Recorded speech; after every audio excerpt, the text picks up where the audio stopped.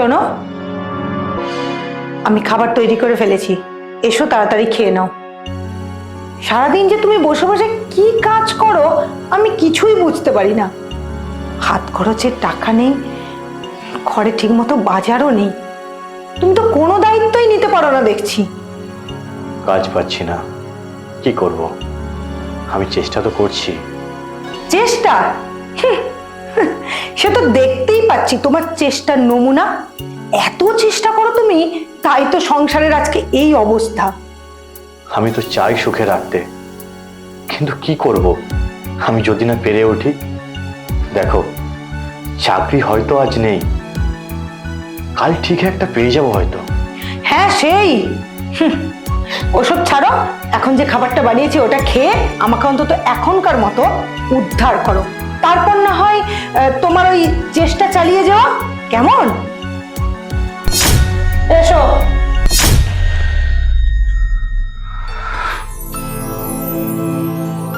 না থাক, আজ আর খাবো না।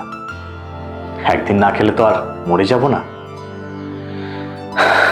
এমনিই পেট ভরে গেছে।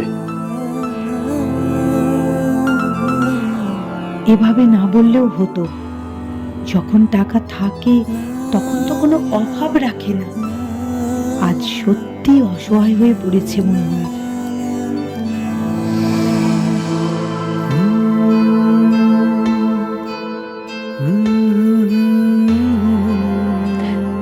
সরি, আমি একটু বেশি রিয়াক্ট করে ফেলেছি। টেনশনের মধ্যে কি বলেছি আমার কিছুই মনে নেই। তুমি প্লিজ কিছু মনে করো না। আজ থেকে সব কিছু আমরা দুজনে একসাথে সামলে নেব। সে সে যে কোনো পরিস্থিতি আসুক না কেন, আমি তোমার পাশে আছি। অভাবে ভাঙে না সংসার, ভাঙে একে অপরের স্বার্থপরতা, অবহেলার কারণে।